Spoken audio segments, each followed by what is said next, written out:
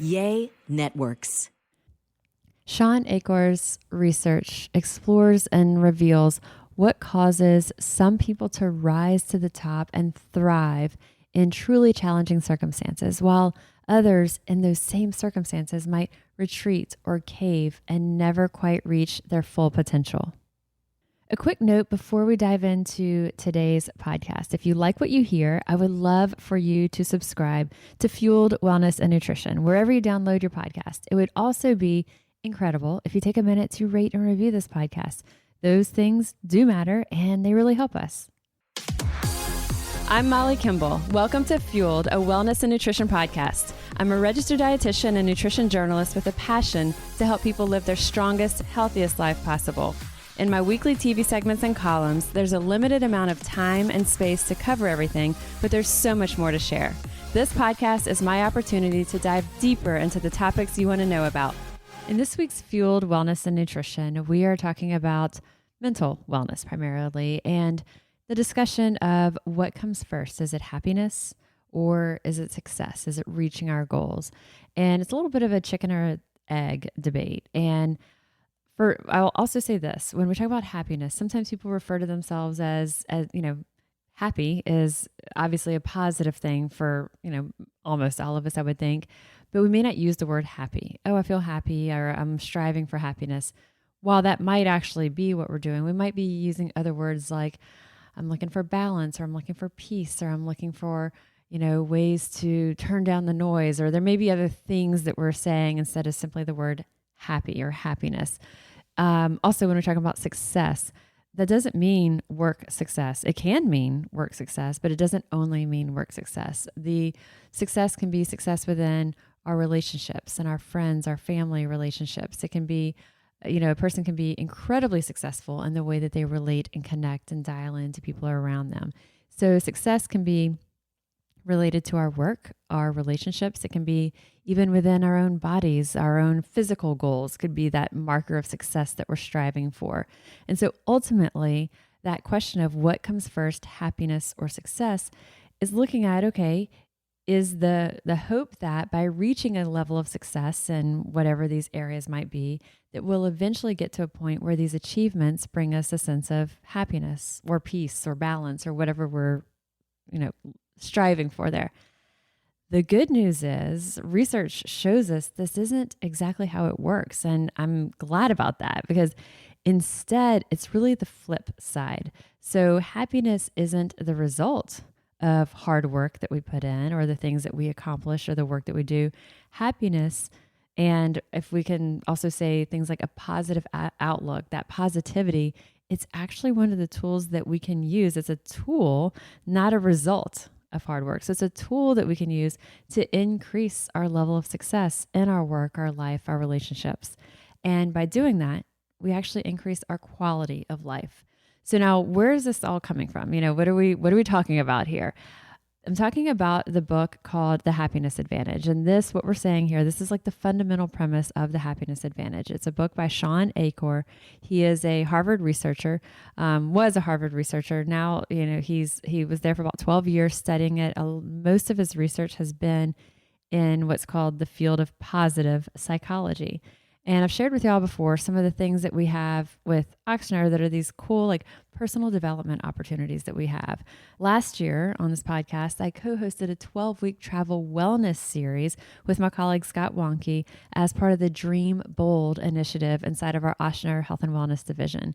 And another one of these programs that I'm currently involved in, there's about 10 of us that were included in this group, and we meet 2 days a month. It's a 9-month course, and it's centered on personal growth as much as, if not even more than, professional growth, all of which, of course, overlaps. The things that we do that really, support our communication styles, the things that lead us to feel the sense of purpose, the sense of meaning in what we're doing in our personal lives, of course, is going to infiltrate into our work lives. And so part of this 9-month program that we're doing has different things that are required readings. And so at first you're like, okay, we're meeting 2 days a month and 9 months. It seems like a big commitment. There's required readings, and I wonder how I'm going to feel about this, And I'm loving it. And another one that we're reading, I'll be sharing with y'all next, is about essentialism. But this one, The Happiness Advantage by Sean Achor, it is one of these required readings. I loved it. Oh, so I wanted to share a summary of it with you. And of course, this podcast is centered on wellness and nutrition. And this book is such an inspiring read for our mental wellness. I have so many pages in it that are just bunny eared, marked up, filled with notes, literally starting in the introduction of the book. And so kind of the premise that Sean Achor, the author, puts out is that so many of us kind of, whether it's subconsciously or not, we do have kind of that formula we're following, that if we do X, Y, Z, then we'll be happy, or we'll have that positivity, or we'll have the life that we want. And in fact, the reality is that it's the reverse, that happiness, or again, we can say positivity, appears to be like the precursor to being successful, and that happiness, positivity, optimism actually fuel our performance. And the author, Sean Achor, he also notes that our interpretation of reality, how we're interpreting the things around us, they change our experience of that reality. And so I think that that's a really big thing. It's essentially, we can't change the circumstances. We can't change the situation or what happens, but we can change our interpretation of that, which in turn is changing really our full experience of that reality. And this isn't just about viewing things through rose-colored glasses or living in a denial of harsh realities. His research in positive psychology has explored and revealed what causes some people to rise to the top and to thrive in these truly challenging circumstances, while others under those same exact circumstances might retreat or cave, and they never get to that level of potential that they have. And the short story of it is that when we have that positive mindset, we're able to think more clearly, we feel more motivated, and so also we're open to new ideas. And on the flip side, we know that negative emotions, think stress, anxiety, even just a pessimistic outlook, these things hinder our ability to think clearly and to take action. And while a lot of the book is centered on his own research, he also has explored over 200 studies on nearly 275,000 people, and ultimately has found that happiness, that positivity, leads down that path of success in nearly every aspect in our lives. So from our relationships to our careers, our creativity, our energy, our health. When we're thinking of like success, as I said just a bit ago, it's not just about work. So creative success, our energy, our health, our relationships, our communication, all these dynamics, that positivity or happiness helps to support us in that path to success in all of these areas of our life. And the happiness advantage idea, the concept of this, it's centered on these 7 key areas, these 7 basic principles of positive psychology that he's researched that help to essentially rewire our brains. They help us to see more positivity and more possibility in the world around us. And so if you're like, okay, Molly, I know that you kind of have this outlook and you're positive on things, but I'm just not like, my brain doesn't work that way. I don't see the bright side of things. I'm always looking for what could go wrong. While that might be the case, that's kind of the nature, that might be your default nature, that's not to say that it has to stay exactly that way. The pendulum may not swing to the complete opposite side, but there are going to be spaces that maybe certain areas that outlook can shift a bit, and we can find a way that we can find, these bits of positivity kind of peppered in through our outlook, through, in the different scenarios that we might be encountering through our day. So 7 basic principles, and these are kind of the essence of what he refers to as positive psychology. And the first one, number 1, starts with just truly, it's called the happiness advantage. And so again, looking at the theory of when people are happier, they're feeling positive, they have that positive mindset, they're performing to the best of their abilities. And because they're performing the best, they're thinking more clearly, they're better able to take action. That translates to better success in these different areas of their lives. And so if this whole concept feels new, or it feels silly, or it feels, either new or intimidating or silly, or might even seem like a waste of time to you. But you're kind of like, at least you're still listening. So you're kind of tuned in for some part of that. There's something here that's like, you're like, maybe there's something there.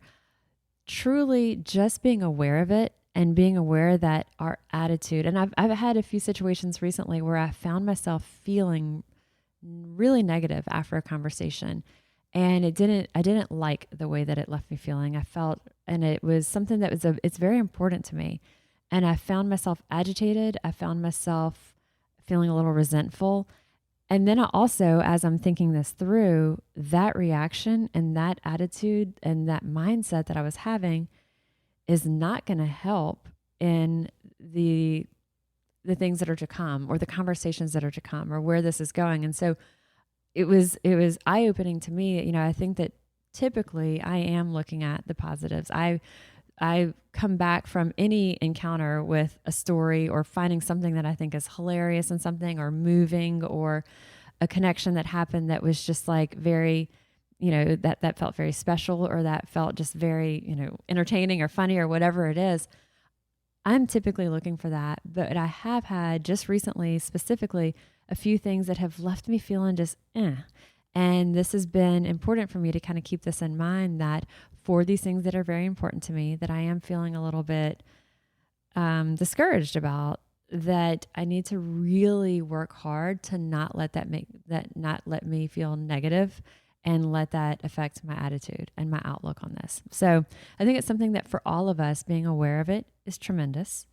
And then thinking, okay, what aspects can I work on? And the next thing I would say is important is just consistency. It doesn't have to be all the time. It doesn't have to be multiple times a day, but maybe even just starting with like one aspect a day that you're kind of just thinking of it. It might be like as you're either waking up or as you're going to sleep, like thinking through. So a good place to start is by thinking of, how can we recognize those small bits of positivity scattered throughout our life? We had just a really interesting and rewarding conversation with someone when we were just at the AT&T store getting a new phone. And the guy learned that I was a dietitian, and he shared about his weight loss journey. It was a younger guy, and I would not have even thought that he had lost 150 pounds. And, I kind of prompted and asked a few more questions, like, how did that affect your confidence? Because I noticed kind of he looked down a little bit. And as we were talking, like, he said, oh my gosh, like it really changed, all aspects. And so he was just sharing so much that was deeply personal, but also I was asking, and I was interested, and I cared. And so Brad and I left what was otherwise just a mundane transaction of getting a new phone.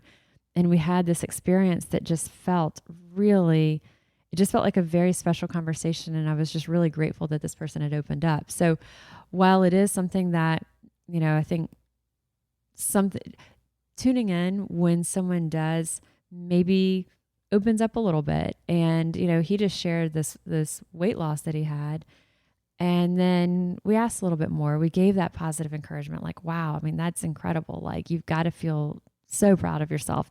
And then asking a little bit more, and he did open up, and it became a very interesting experience. So it's not to say that every encounter has to be that, but seeing where these little nuggets of positivity, or maybe giving someone else that little extra bit of encouragement, or maybe a funny exchange as it could be checking out at the grocery store. It could be just anything happening there.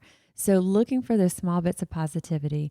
Another big thing is finding something to look forward to. And it can be big, it can be small. James Stucker is one of the guys who's in this course with me. It's called Stretch, this 9-month program. I told you it's called the Stretch program. And he's in it with me. And he shared that after he read the book, something that he implemented is every Friday morning in their kind of daily huddle, they start with talking about what they're looking forward to that weekend. And it's a great way that they start the day on Fridays. It's a way that they each learn something new about each other. It's a way for people to kind of share something personal without getting like too personal. And when you would think about, okay, it's a Friday morning, and someone may otherwise think, okay, I want the people on my team to kind of have their heads focused on work. But when you're talking about what's coming up that weekend, part of having something to look forward to is one of the key elements of that positivity, of that positive mindset of happiness. And then movement. That's going to be a huge one. When we're talking positive mindset, y'all heard me talk about it before. It doesn't have to be what we would call exercise. It can be 5-10 minutes of just moving outside if possible. So the first number one key factor in the happiness advantage, the 7 basic principles of positive psychology, is simply doing what can we cling to that's going to give us that positive mindset, that positive outlook. And again, if that's not part of your nature and you feel like that's a struggle, if you're even doing this a little bit through the day and you start to look for these ways that you could like maybe see something positive in a conversation, whether you're taking away something humorous from it or inspiring from it, or a connection with someone that was maybe unexpected, like what I was just sharing with y'all. Any of those things are going to be just those little glimmers of positivity. That's what we're talking about. So actively seeking these out is going to be the first step in these 7 steps of positive psychology. Let's take a minute to talk about the Farmer's Dog, partner for this week's episode. It has us rethinking how we feed our dogs with fresh, real food. Y'all, this is a cool brand. We tried it out with Ella Sue, my sister-in-law Tracy's golden retriever. Talked about her on this podcast. She's the one who did intermittent fasting and has been Ella Sue, not my sister-in-law. The golden has done intermittent fasting, has been really successful for her. And she loves the Farmer's Dog meals. I have some photos of her with it on my Instagram account, Molly Kimball RD. She's adorable anyway and super cute as she's like waiting for her Farmer's Dog meals to be served to her. The Farmer's Dog, it's fresh, real, healthy food for your dog with whole meats and vegetables gently steamed in human-grade kitchens to preserve their nutritional value. Ella's blends also include fish oil, vitamins, and minerals. Just tell the Farmer's Dog about your dog and they'll deliver a personalized, vet-developed meal plan for as little as $3 a day. The meals arrive in pre-portioned, ready-to-serve packs, and because they're delivered on your schedule, you'll never run out. Get 50% off your first box of fresh, healthy food at thefarmersdog.com/fueled. Plus, you'll get free shipping. Just go to thefarmersdog.com/fueled to get 50% off. That's thefarmersdog.com/fueled. The second one is something that he calls the fulcrum and the lever. And this is essentially changing your performance by changing your mindset. And so we can't change reality through just the sheer force of our will, but we can use our brain to change how we process what we're exposed to. And in turn, that truly does change how we react to it. So we can't control the situation, but we can change how we react to it. And so things are going to just be, things happen. Things happen that are really rough. They're really painful. They're really traumatic. And so this isn't about, turning a blind eye to this, but it is adjusting our brain so that we can see how we can rise above our circumstances is what he's looking for.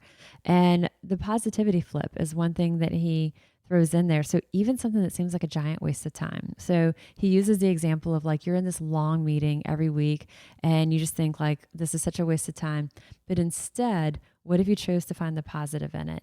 And so in something like a meeting, he's like, even if you're like seeing, a way to present a certain idea or a presentation, a conversation style, or even he's like, if it's as mundane as like the colors that you like in a PowerPoint, what could you learn from this? But the same thing, if you have a dreary meeting or a flight delay or a long line at the grocery store, did you learn something new, observe something funny, have that interesting or rewarding conversation? So instead of seeing the negative that this situation I'm in is awful, what is something that could be a positive coming from it?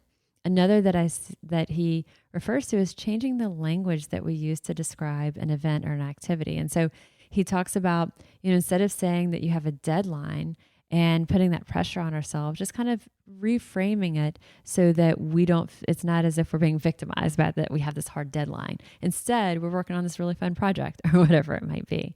The third thing that he calls is the Tetris effect. So Tetris, of course, is the game that was like a video game that sort of has like an organizational component of it. And it's basically when he talks about the positive Tetris effect, what he's meaning here is talking about our brain's ability to essentially scan our environment for patterns and specifically positive patterns. So essentially, how do we train our brain to scan our environment, our situations, what's around us, scanning this for new opportunities, new ideas, new possibilities?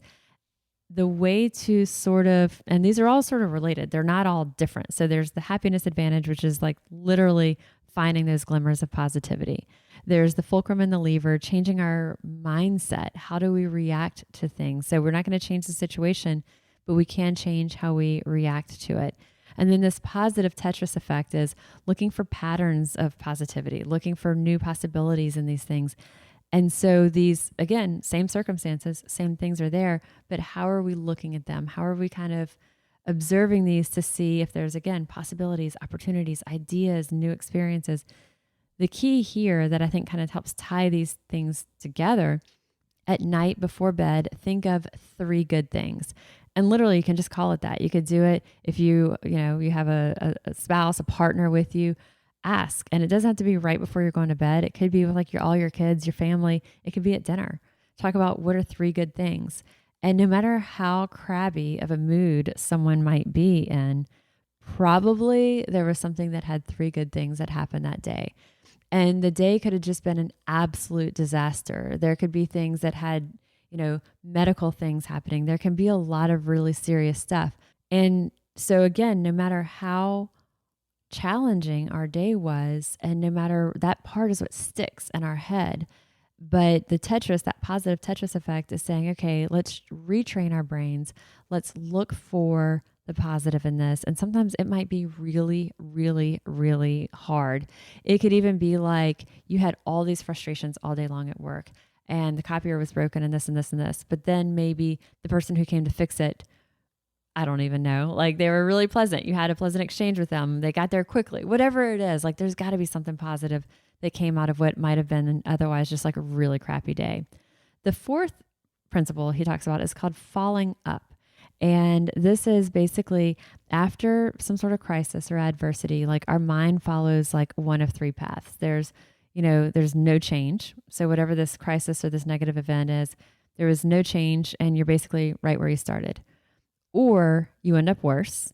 And so then we become afraid of that conflict and challenge. Or there's what he refers to as the 3rd path.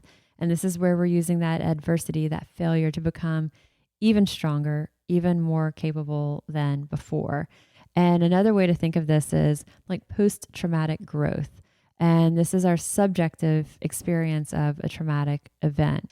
And so I like how he refers to this. He says, we're not defining ourselves by what has happened to us, but what we make out of what has happened.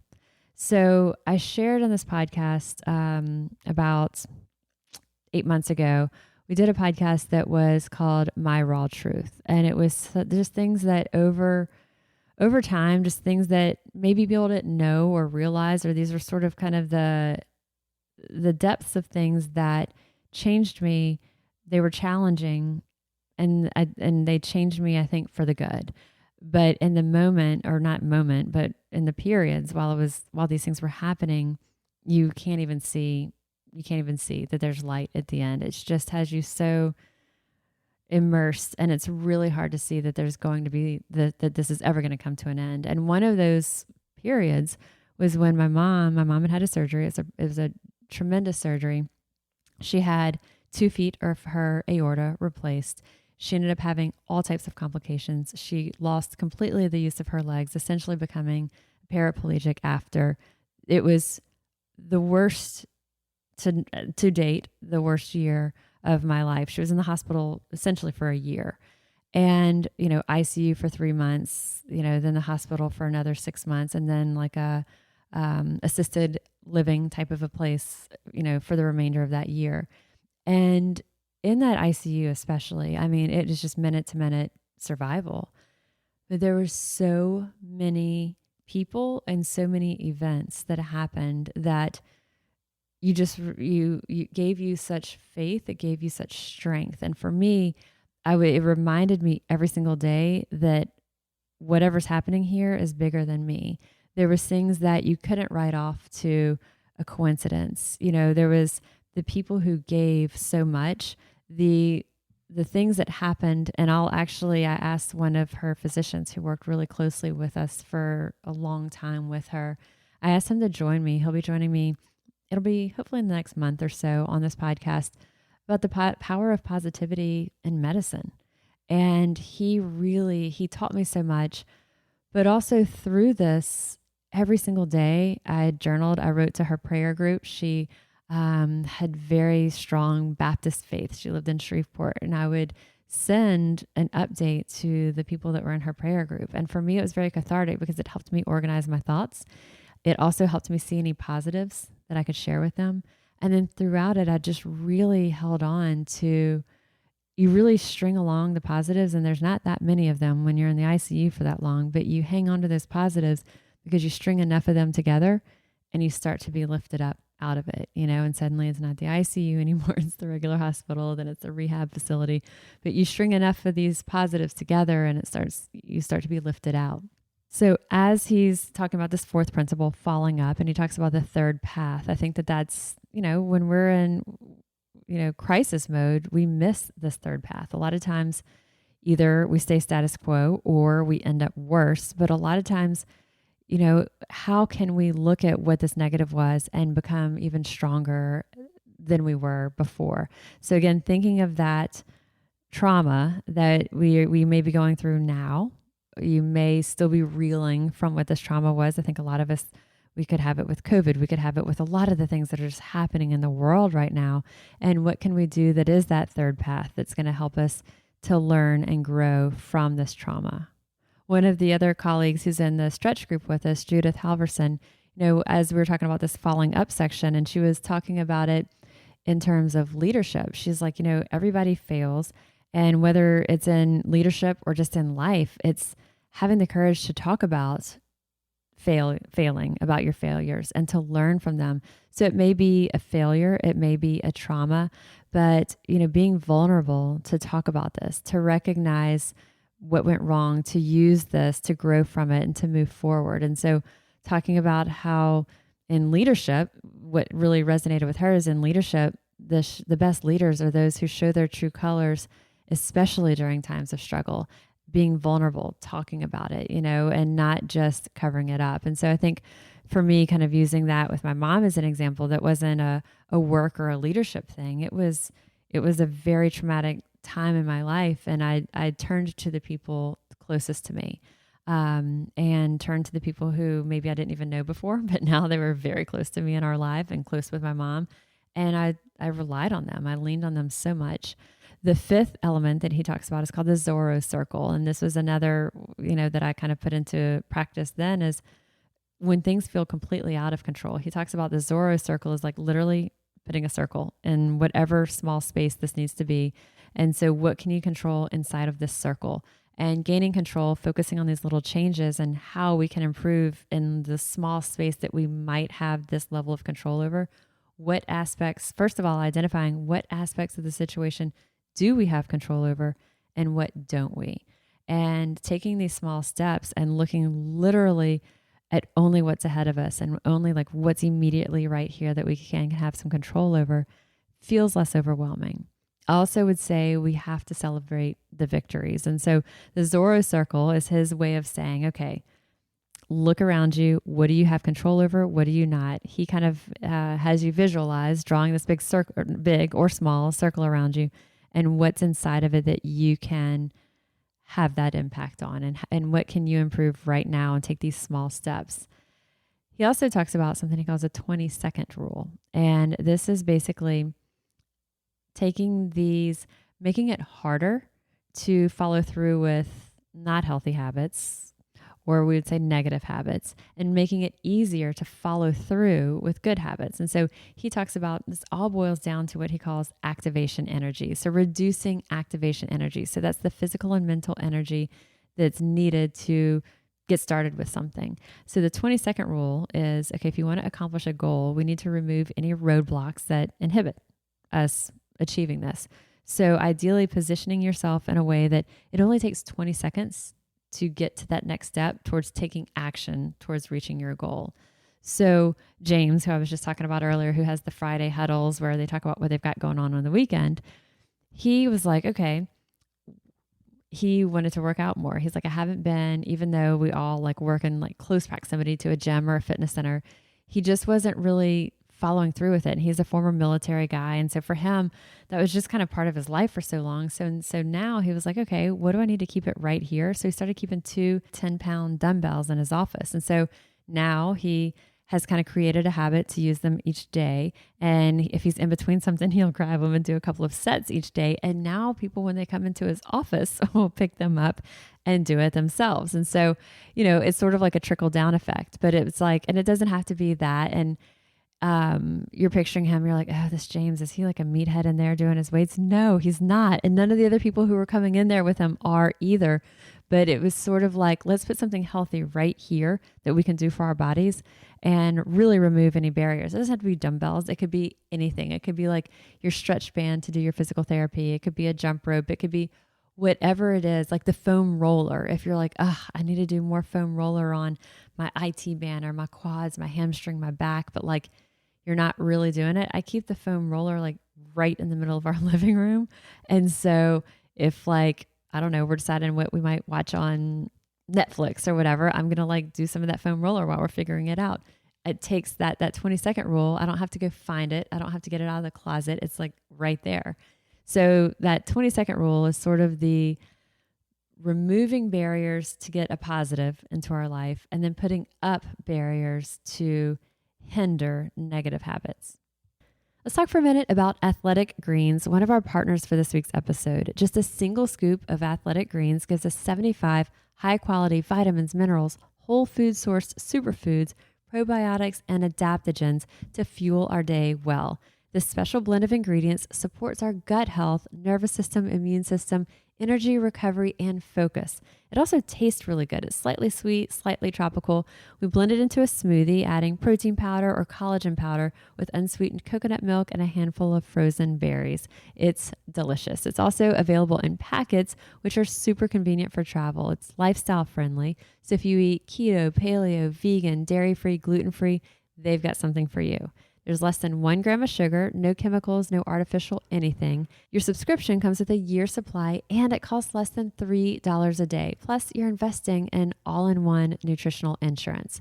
To make it easy, Athletic Greens is giving a free 1-year supply of immune-boosting vitamin D and 5 free travel packs with your first purchase. All you have to do is visit athleticgreens.com/fueled.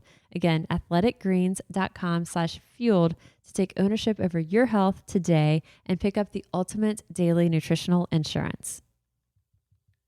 So from a nutritional perspective, of course, one of the things that we would always say is if there's foods that maybe are tempting or you feel like you don't really have, that those foods, maybe they have control over you and you just don't feel like you're in a good place with them, but maybe they're in your house for whatever reason.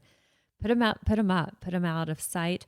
There's been studies where they have like stuff in the office kitchen and they have it in a clear jar or they have it in a jar with like green tint to it. So you can't really see what's inside. And the green tint on those cookies makes them people are less likely to go in and get them versus the clear jar where they can see those cookies through there. So the last one, number 7, is social investment, social support being like that single greatest tool to achieve this positive mindset. And I was saying to y'all just a bit ago, using that experience with my mom, turning to her friends. I mean, the people that I was sending in this prayer list, I had not even met them before in person, but it was a social support for me. And I knew that these people were really praying for my mom. And I wanted, to do everything that I could to support that. And they became a really big social support for me. The people in our healthcare network, like right in our immediate kind of healthcare family, they were such a support and I let them be. And so when we go into that crisis mode, we can either retreat or we can turn to the people, around us for that support. And so Sean Akers' study, he looked at about 1,600 Harvard undergrads, and he found that social support, connecting with those around us, was a far greater predictor of happiness or positivity than literally any other factor. So social support, turning to people, made more of a difference in people's positivity or happiness, more of a difference than what their GPA was. And we're talking like Harvard undergrad. So the GPA is like really important to them, but more than their GPA, more than how much money their family made, their SAT scores, their age, their gender, their race. All of these things were less important than their social support and their social connections, connectivity when it came to their level of happiness. So I think that that's just something that, again, a lot of times if we're feeling stressed, it can be so tempting to turn inward and just kind of get into our own heads and not open up. But the most successful people, successful in their relationships, in their lives, and not just successful in work, but the most successful people all around take the opposite approach and reach out even more to their social network. And also think about it this way. When we have this community of people that we can turn to, it can be our family, our friends, our neighbors. We have certain neighbors that live just right next door to us. I mean, I turn to them for everything. Like they save the day. Mr. Tom next door saves the day on so much. But our coworkers, our family, our friends, our neighbors, all these people, in my mom's situation, the people who are kind of in part of that medical family that we had, her church friends, any of these people that we're turning to, it exponentially expands our resources. We don't know everything. We don't know everything that's available. We don't know everything emotionally or intellectually. We don't have all the physical resources or whatever it might be. So the more that we reach out to people around us, it just exponentially expands any of that we have available to us. And so it truly helps us deal with negative events more effectively. It helps us recover more effectively from these negative events, and then identify and move on with like a sense of purpose from trauma. So when we're talking about falling up, and that's essentially, we're going to go through hard times. There's going to be these periods that are extremely challenging that, in the extreme cases are going to be these times of trauma. And again, instead of doing nothing or retreating or becoming in a worse place after that event, looking for that third path to see, okay, it's not just these two options. That third path up can be, let me use this experience and let me use these feelings and this adversity that I've just been through to help me become even stronger and more capable than ever before. So each of these 7 key principles, and I'll kind of do just a quick run through of them again. And number 1 is truly just the happiness advantage, and it's not just the happiness advantage, but number 1 is whatever it takes to try to identify the positivity that is inside of you. If that's not your nature, let's still try to find a way to find that level of positivity. So number 1 is that happiness advantage. And we can replace the word happiness with positive outlook, positive attitude, a sense of peace. Number 1 is that happiness advantage. That positive mindset is what's going to fuel our success in life and work. And so whatever we can do to find, like, just scrape together these glimmers of positivity and pull more and more of them together. Number 2 is the fulcrum and the lever, which is basically we change our performance by changing our mindset. We can't change what's going to happen. We can't change situations, but we can decide how we're going to let it affect us and how we're going to react to it. The third is the Tetris effect. That positive Tetris effect is about retraining our brains to scan the world around us for these new ideas, these new possibilities. And then, especially at night before bed or at dinner with your family or whenever it is, it could be driving home from work, scanning through the day and come up with the 3 good things. So what's your 3 good things? And I would just start saying it, to people. Hey, what are 3 good things that happened? And whoever's in your usual life, it could be a person that you walk with in the evening. It could be whatever it is that sort of as your day is winding down, who are you with that you can say the 3 good things? If you're by yourself, jot them down, keep a journal of your 3 good things. If that's too much, even just thinking them to yourself, saying them out loud, what are those 3 good things? Number 4 is following up. And so that's that when just stuff is spiraling, instead of retreating or going into a worse attitude, or you ending up worse after that negative event. What's that third path? What's that path up? That is, it's not just stop and do nothing, or it's not let it bring us down, but what's that third path that we can have that growth from that experience, from that basically that post-traumatic growth. Number 5 is that Zorro circle. Okay, what do we have control over? What do we not? And then what's going to fit inside of this circle? And these are going to be the small steps that I'm going to get started with. That 20-second rule is James with his weights in there, removing the barriers for that positive change. And then number 7 being that social investment, that social support being truly our single greatest asset. So these 7 principles, it's positive psychology, as we talked about, is sort of the category of this. And a lot of people, we don't even hear about positive psychology. You hear of psychology, but the fact that there's positive psychology classes at Harvard, there's research on this. So these 7 principles of positive psychology, they start at such an individual level. And it's just you thinking through this. You're going to hear this, and maybe hopefully some of this resonates with you, and you start to take these small actions. And it's going to be just you. And it's very individual. But then over time, the benefits multiply, because then we start to incorporate these to make small positive changes, and it becomes this ripple effect. And we don't even realize that we are unconsciously influencing those around us. We have no idea. Again, think of the guy at the AT&T store. We don't even realize what some of these small interactions or conversations, or even just our attitude and how we're carrying ourselves, or how we respond to conversations, how this influences us. So these 7 principles start on a very small scale. They start with us individually, but the more we do it, it becomes that ripple effect. And then remembering that these small changes, while they seem really inconsequential, they truly can trigger these monumental transitions. So adopting even just one or a few of these, as we start to shift our mindset, we do have the ability to positively change the dynamics in our own lives, and also positively influence those around us. So I hope I've done a decent job in communicating to some degree what the happiness advantage is about. It's one of those that when you're reading it, like I have probably several dozen pages are bunny-eared. So it's really hard to take all these little snippets that impacted me, and we're like, oh, wow, that's another way to think of it, or another way to look at it. It's so challenging, y'all, to take that and to turn it into a conversation for a podcast. So I would encourage you, if this has been something that's caught your ear, I would encourage you to and we have like zero relationship with him to encourage you to buy the book. I mean, there's nothing, we don't get anything out of it, except I think that you would get a lot out of reading it. It's one of those two that get it, check it out, take a read, pass it on to other people in your life. It's a book, again, kind of has that ripple effect. So I'll include a link to the book in the show notes of this episode, and let me know what you think. If you've read this already and it has influenced you, I would love to hear about it.